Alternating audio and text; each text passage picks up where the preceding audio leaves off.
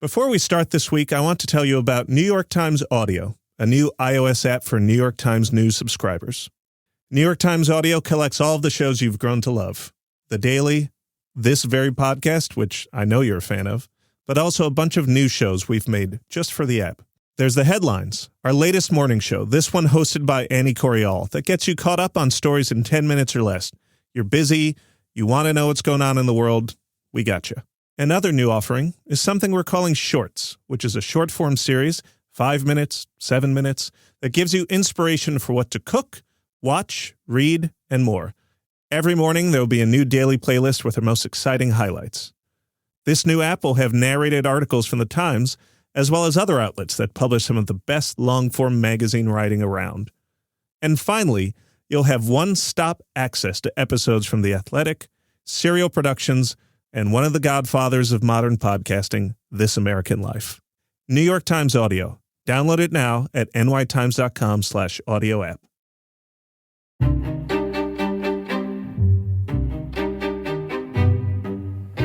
I'm Gilbert Cruz, and this is the Book Review Podcast, your audio guide to book recommendations, news, and interviews.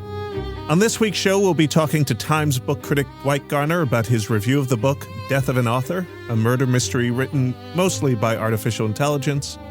But first, we'll be discussing the latest in our series, The Essentials, a monthly piece in which we wade through the deep pools of authors' bibliographies and recommend which titles you should read. So far in 2023, we have done Colette, Patricia Highsmith, and Gabriel Garcia Marquez. And this month, we are publishing one focused on Neil Gaiman, written by Jude Biersdorfer, an editor here at the Book Review. Let's turn to that conversation.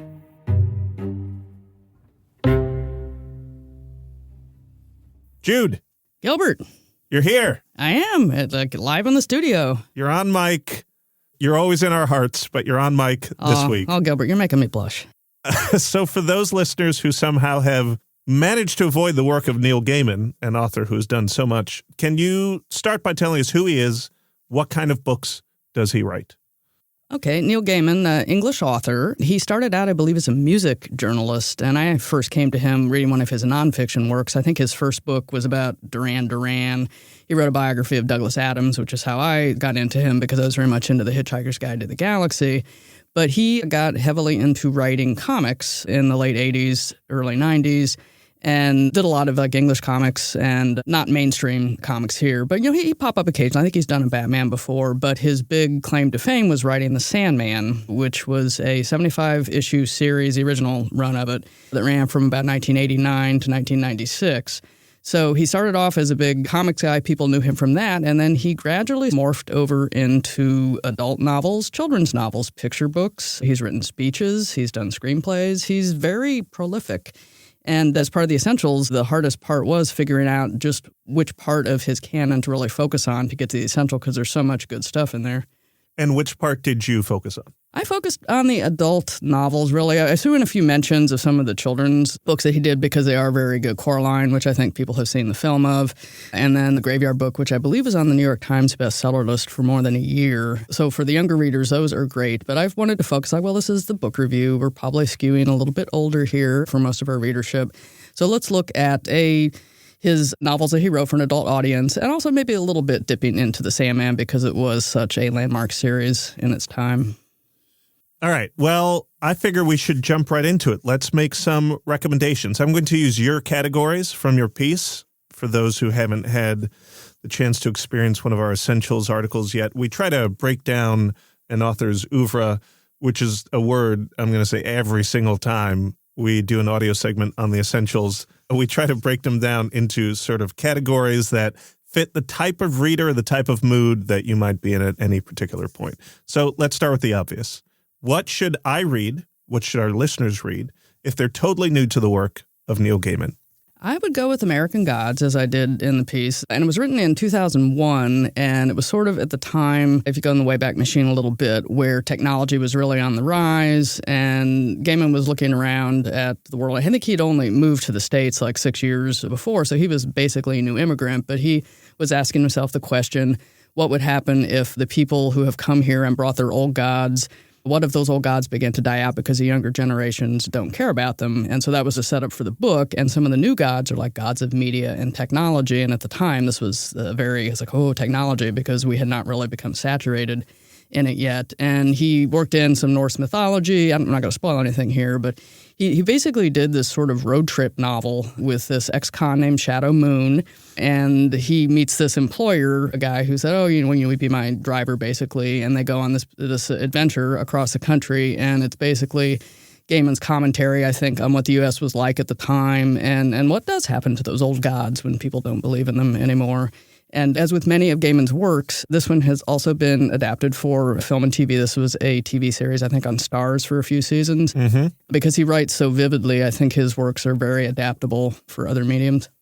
But this isn't the only book he's written in which he dips into mythology, right? Yeah, no, he's very much into mythology. If you read any interview with him, he talks about how he basically grew up in a library just reading all the books, and he got very much into English mythology and just mythology around the world. So he's done one that was considered a slight spinoff of American Gods called Anansi Boys, which takes these Caribbean folk tales and builds upon them into a story. And then in 2017, he did a book on Norse mythology. So you get all your big gods there, your Thor, your Odin, the ones you've seen in the Marvel comics. This is actually where they came from, and he goes back and looks at that just because he is so deep into the mythology tales.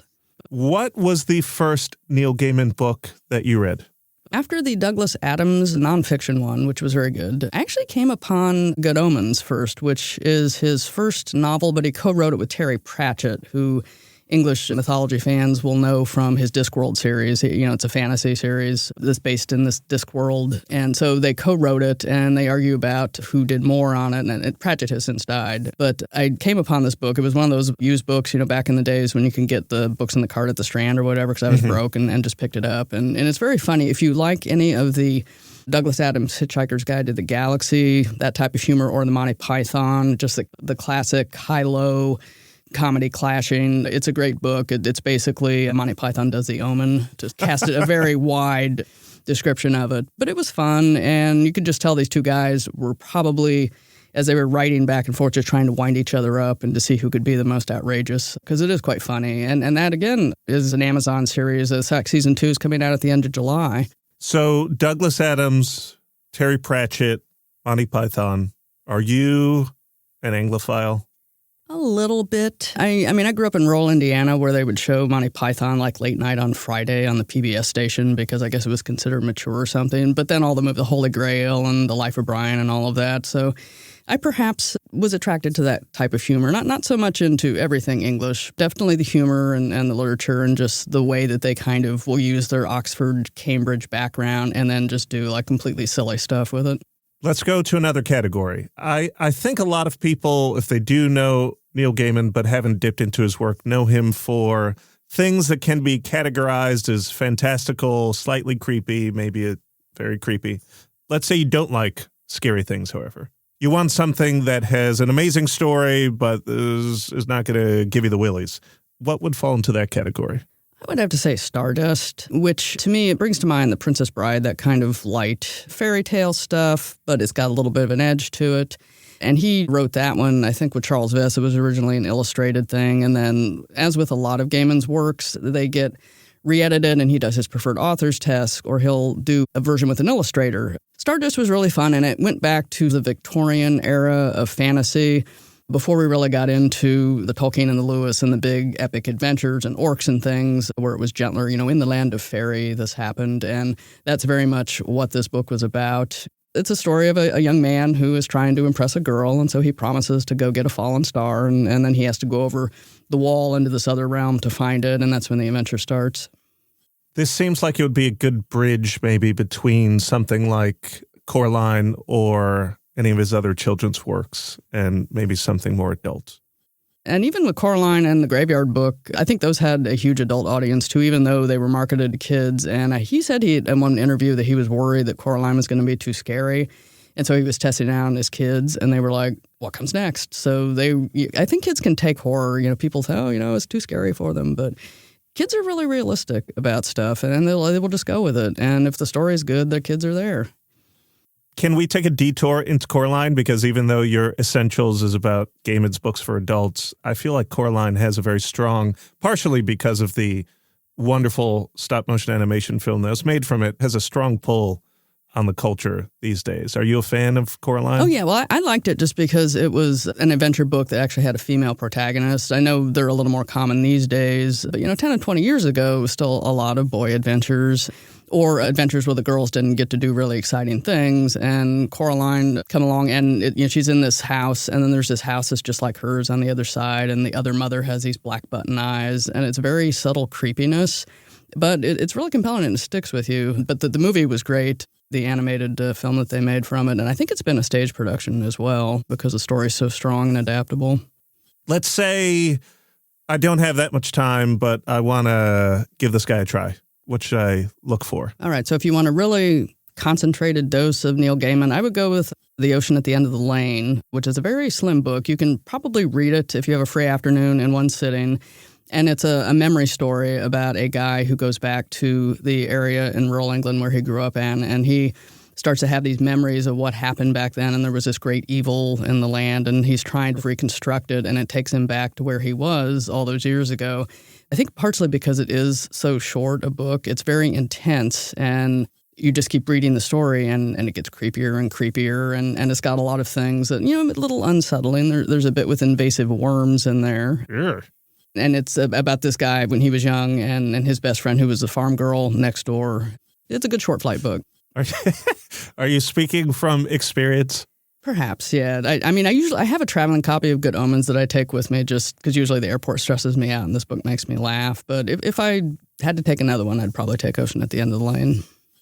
Let's talk about possibly his most famous work. It's not one that you recommend starting with because it's pretty time intensive, but I will say the first time that I became familiar with the name Neil Gaiman was through his comic books, was through The Sandman. Yeah, The Sandman. And I remember when those came out, I used to go to the comic book store a lot, and that would be one of those ones where you'd see the individual issues come out, and they'd always have these great Dave McKean covers, and they would draw you in, but it would be one of those ones that if you missed a month, you would be freaked out because you'd be missing a chapter. And eventually, I said, I'm just going to wait for the trade combined versions of these because to me, this is like what we used to do before we had Netflix to binge. You just wait for the trade volume, and then you could read 8 or 10 issues all right in a row and totally get the concentrated dose of that story. So I remember him from back then. And the 80s were so great for comics anyway. If you look at the Frank Miller era and like The Watchmen that came out, the Alan Moore and Stephen Marche doing Sisterhood of Steel. And then Neil kind of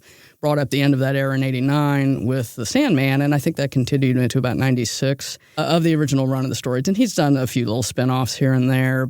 Tell us briefly, because it's a pretty long story, what is The Sandman about? The Sandman is his version of this old DC character, which used to be, I think in the 40s, it was this dude running around in a suit with a gas mask, and he would put people to sleep and make them have dreams.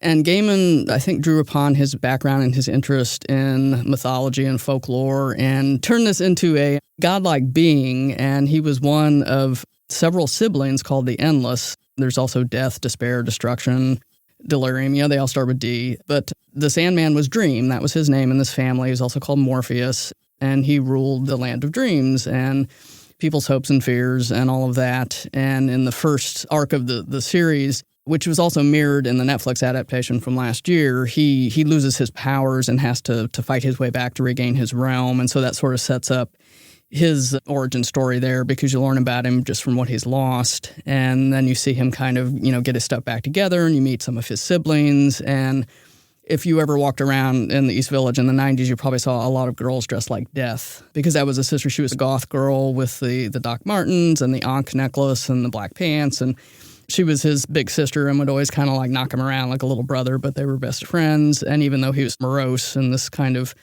very ethereal guy, she could always, get to him. You just mentioned 3 giant names in comic books in the 80s. Alan Moore, Frank Miller, Neil Gaiman.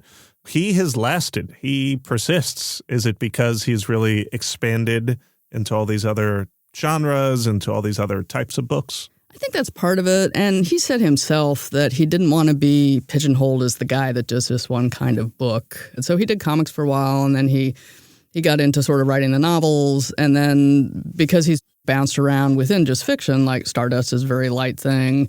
Neverwhere, which is another one of his books, is sort of an urban fantasy. He's never really sat still and just been the guy who just cranks out this one type of thing, like you see in like some of the action and thriller genres. Because I think he's naturally very curious and interested in seeing how other stuff, how he can work with that, given his own background. I think he constantly reinvents himself too, because I mentioned he's always doing his own author's text versions where he's gone back and fixed stuff that's bothered him. It's basically cleaning up the text and doing stuff that like the editors made him cut back when he had less power and could do it. And then he's also, because he's heavily involved in the adaptations of his books, you see Sandman, this has been 30 years or more since some of these came out, and times and attitudes have changed, and so some of the things that he was writing about, which was actually really progressive for like the early 90s, maybe it's not so much anymore. Particularly, I found like with queer characters and some of those storylines, it was great to get representation back then, but maybe that stuff hasn't aged as well. And so you see him, because he's so involved with the TV adaptations, actually going in and say, well, let's have more representation here. Let's do this here. And he's really modernizing a lot of the work for this new format when he's doing it on TV. It is crazy to hear you use the word modernizing for something that's only 30 years old. Culture moves fast, man. You got to keep up with it. It does. So, Jude, you've gone through several recommendations. They're very specific in their own ways, but generally, who is Neil Gaiman for? I think it's for people who, if you like mythology or if you like psychological horror, because a lot of his horror-themed stories are based on like deep, innate fears, and if you want to like have some of that or face some of that in yourself, he's great for that because he draws on so many areas to really freak you out. He's got a lovely comedic touch, too. Good Omens, case in point. If you're into fantasy and horror and stuff that draws on a lot of old myth and legend and just has a really nice background from various cultures, he's a good one to kind of dip into. I'd like to ask you for a recommendation of one book that is not Neil Gaiman related. What are you reading now? I'm actually reading a book that was recommended by Greg Coles in the Read Like the Wind newsletter, The Hyphenated Family, about the German family immigrating to Brooklyn in 1880s. My German family was over here before then, but I was like, I can see some of these similarities. My Germans weren't quite as dour as these ones in Brooklyn, but I see some similarities there. And then I also just got Claire Dederer's Monsters, which I have not started yet, but it's on the top of the reading queue. Well, like all of us here at the Book Review, you're constantly reading. You've read a lot of Neil Gaiman, and I thank you for coming on to talk about him. Thank you for having me, Gilbert. We'll be right back.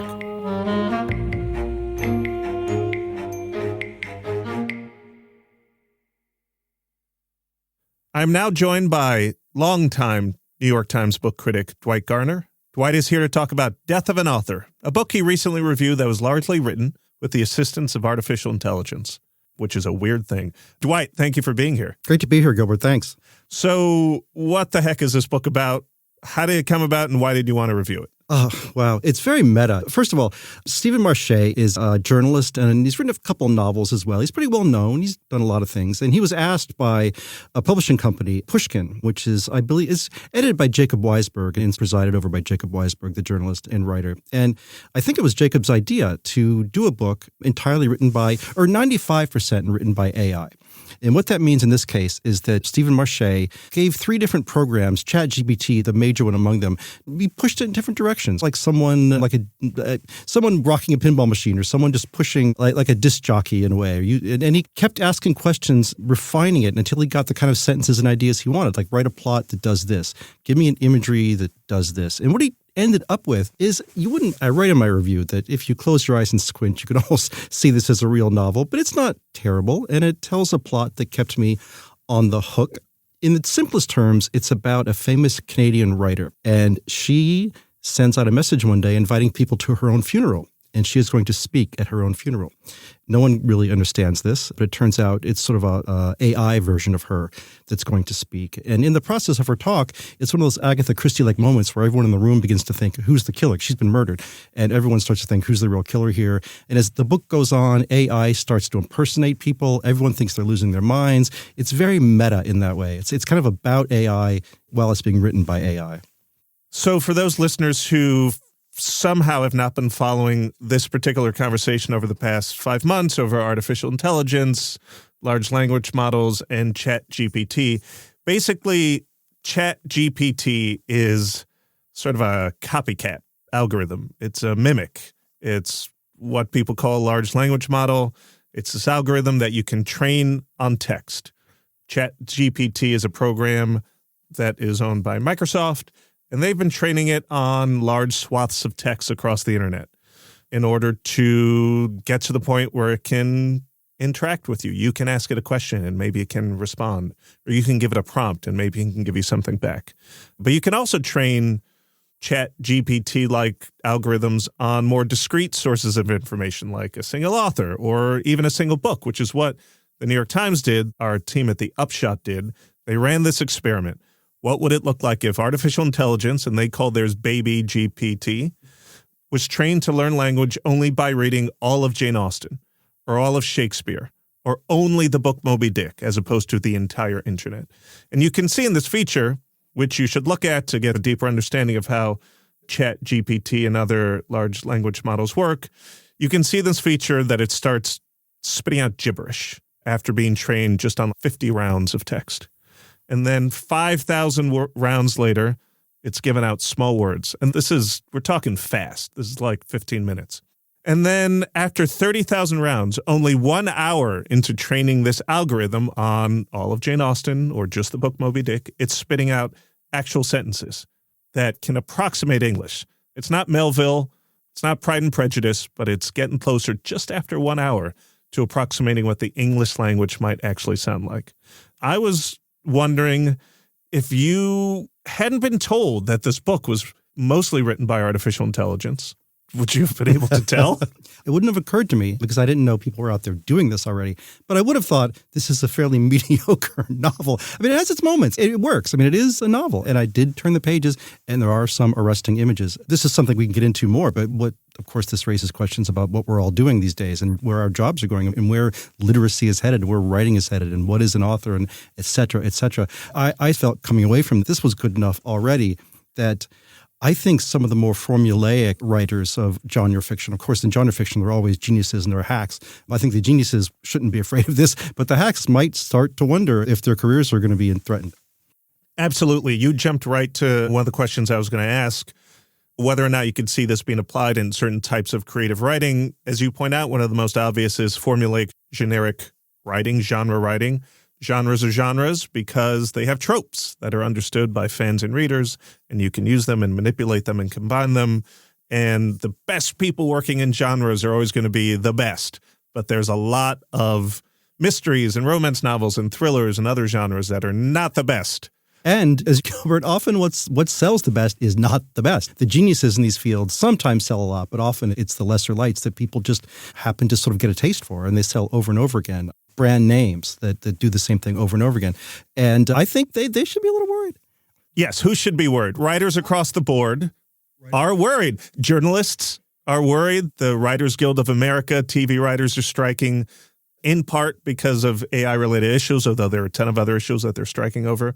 And authors of fiction and nonfiction are a little concerned. Yeah. But as I say in my piece, and they should be concerned, and we're entering a strange world. As we all know, I don't think any of us know how strange it's going to be. Reading this book, I started to feel that prickling in the back of my neck that I believe was Nabokov said is the feeling you get when you're reading a true genius. I was not reading a genius, but I was reading something that was close enough to sounding like a human being written by a computer that it was a little spooky for me. I make the point in my piece that I think the critic Clive James once said that originality is not just a quality of poetry, originality is poetry. And I think that real artists and real fiction writers, the people who are just geniuses at observation and not just storytelling and making sense of our world, are not the kind of people who will be in danger from this kind of thing. It's the people who are writing, just give an audience what they want and what they expect. And this will serve that. I want to hit the bar and get another pellet of this thing that I like. That may come to serve for many readers. And as Stephen Marche points out here, it's not as if you're saying, hey, ChatGPT, write a mystery in which this happens and go do it. He used these 3 programs to get to a certain point. He gave ChatGPT a prompt or a plot or an outline, and then it spit out.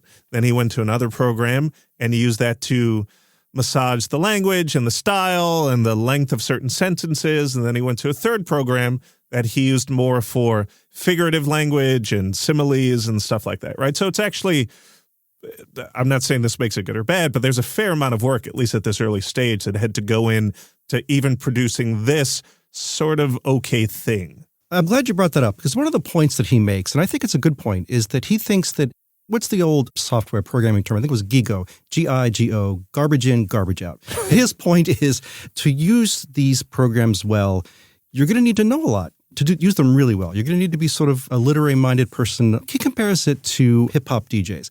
And to do that kind of thing, to mash things up, to make people really love what you're doing, to create a new feeling, you need to know the genre. You need to know music. You need to know all kinds of things. It's not just, you go by feel, yes, but his point is you can go by feel, which is what an artist does, to use these programs, A, but B, the more you know, and the better you can direct it, the better stuff you'll get out of it. So his point is the best users of ChatGPT will be the best thinkers. In your review, you wrote many wonderful lines. I just had to pull one out because this really stuck out to me.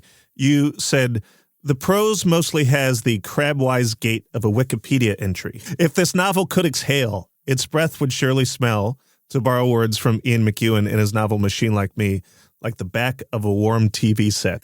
Very evocative. What struck you as off, if anything, in this book?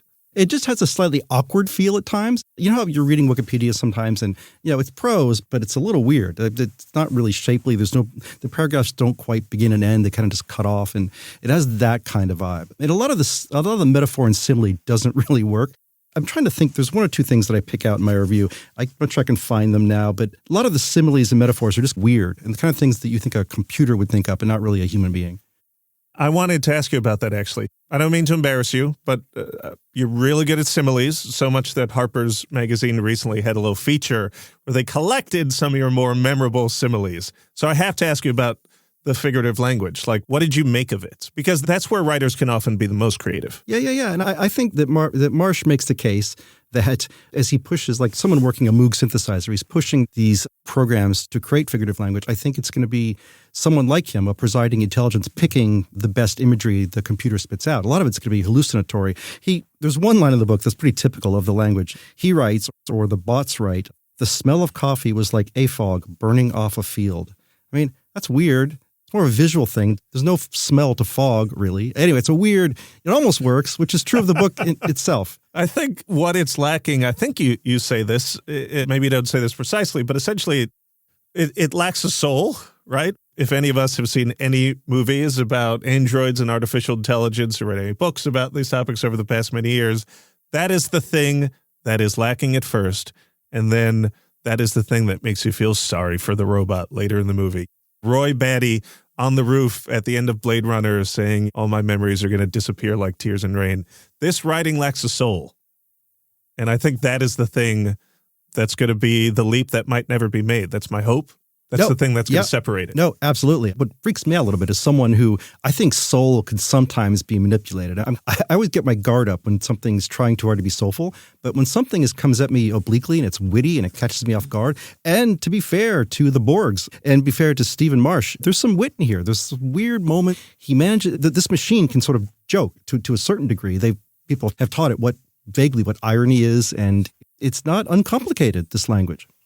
One fear, I think, is not that artificial intelligence will be able to precisely mimic the creativity, the creative leaps that goes into making great literature, but it's really that readers won't care. That if something is decent enough, then the fact that it was not written by a person, or primarily a person, won't really matter to enough people in order for it to turn them off from buying it or consuming it. Or this is going to sound snobby and cruel, which perhaps we book critics are at times. There's a big readership out there who, you look at the bestseller list, and often great things appear there. I'm not knocking every best-selling writer by a long shot, but there are writers, and I'm not going to name any of them, who appear regularly in bestseller list, it's pretty bad stuff. It's pretty sorry. It's pretty repetitive. It's pulling the same heartstrings. It's like going to Olive Garden. Not to knock Olive Garden. You know what you're going to get. You go to Olive Garden. There's a reason why critics don't review Olive Garden. There's a reason why the New York Times critic isn't going there, because the New York Times food critic is in pursuit of the best things people are doing, how they're pushing it, what they're doing to make it new, interesting, original. That's what the critic's job is, to find those things, to try to celebrate them, to bring us all forward. And these programs are going to be able to do that Olive Garden level writing, which is a lot of what's out there. And I think people may not mind having it written by ChatGPT. Are you concerned about the implications for how this technology might affect the work that you do? Possibly. I love to read critics. I've always loved critics. And the best ones are so funny and so shrewd. And there's so much intelligence and feeling and wit that goes into good criticism that, no, I don't feel like they'll ever be able to get the great ones. Will they catch me and devour me? That's possible. I don't think so, Dwight. But I'm going to lean over and pat you on the shoulder. Oh, Gilbert. There you go. No, there's, as we all know, we all read. I'm taking the ball and running off the field. But there are fewer and fewer book critics in America. There used to be a lot of us. Now there are very few of us because newspapers are dying everywhere. They're dead everywhere. Often what you read that's called criticism is pretty low. I mean, it's not great stuff. And I think ChatGPT will be able to write, quote unquote, words that sound like criticism. Dwight Garner here today, speaking words that sound like criticism. Dwight, as always, thank you for coming on this podcast, which you've been on many times before, and which, correct me if I'm wrong, did someone tell me you were the first host of this podcast? Yeah, I actually dreamed this podcast up, along with Sam Tannen. I mean, I won't take full credit, but I remember walking into Sam's office one day and saying, we should think about something like this. And I didn't really have any plan or anything. And Sam just, oh, what a great idea, and ran with it. And suddenly we were just doing it one day. And it was fun. It's always been fun. It's fun. I'm really glad you were doing it again, because it kind of died there for a while. I took the ball and now I'm running with it. It's fun. Thank you, Dwight. Thanks for being on as always. Thanks, Gilbert. Those are my conversations with Jude Biersdorfer about the work of Neil Gaiman and Dwight Garner about the new AI-written novel, Death of an Author. Next weekend is Memorial Day weekend, so the book review podcast will be taking off sometime so that I could read outdoors for once. We'll return to our regular schedule the week after that. I look forward to seeing you then. I'm Gilbert Cruz, editor of the New York Times Book Review. Thank you for listening.